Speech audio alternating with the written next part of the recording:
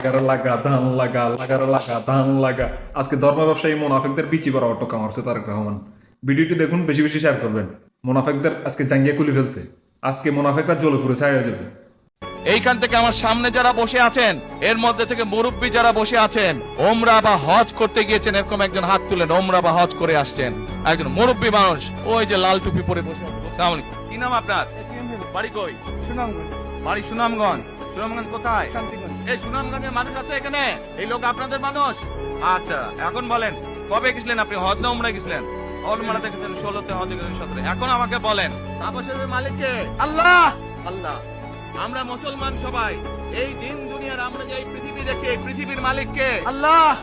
এই সূর্য নক্ষত্র যা দেখি তার মালিক কে? আল্লাহ।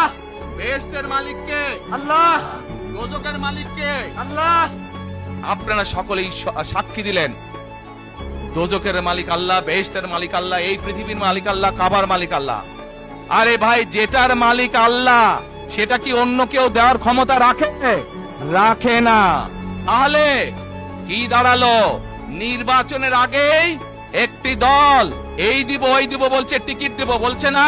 যেটার মালিক মানুষ না, সেইটার কথা যদি সে বলে, এক সেরে কি করা হচ্ছে? হচ্ছে না?